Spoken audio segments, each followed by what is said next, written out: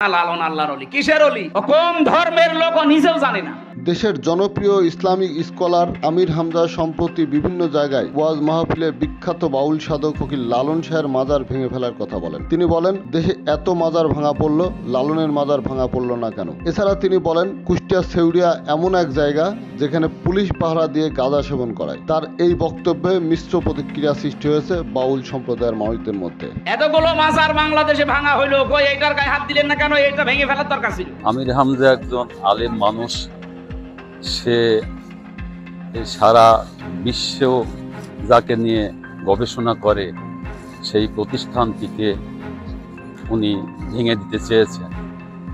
আমরা এর নিন্দা জানাচ্ছি। এলাকার যত ফকির আছে, লালন সাহেবের ধামের ভক্তরা আছে, সবাই খুব মনে ব্যথা পেয়েছে। RICL TMX, যুগের পর যুগ স্থাপনা থাকে মজবুত। তাই আপনার অনুরোধ, আপনি সুন্দর মানুষ, সুন্দর করে কথাবার্তা বললেন। আমির হামজা এই যে লালন ফকিরের মাজারটা ভেঙে দিতে যাচ্ছে, আমরা খুবই নিন্দা জানাই তাকে। কেন সে মাজারটা ভাঙবে? সে তো লালন ফকির তো কোনো ধর্ম বিরুদ্ধে কথা বলি নাই। দেশের বিখ্যাত ইসলামিক চিন্তাবিদ আমির হামজাকে সম্প্রতি কুষ্টিয়া সদর আসনের সংসদ সদস্য প্রার্থী ঘোষণা করেন জামায়াত ইসলাম। এরপর থেকে তার বিভিন্ন ওয়াজ ভাইরাল হওয়া শুরু হয়। তিনি নির্বাচনী প্রচারণা চালিয়ে যাচ্ছেন। এরই মধ্যে ফকির লালন শাহের মাজার নিয়ে কটূক্তি করায় বাউল সম্প্রদায় সহ কুষ্টিয়ার মানুষের মধ্যে বিরূপ প্রতিক্রিয়া তৈরি হয়েছে। এই কথাটা সে কেন বলেছেন? লালন সাহেব বলে গেছেন, সত্য বল, সুপথে চল, ওরে আমার মন। এই কথাটা কি বলার কারণে কি এই কথাটা সহ্য করতে না পেরেই কি আমির হামজা এরকম কথা বলেছেন?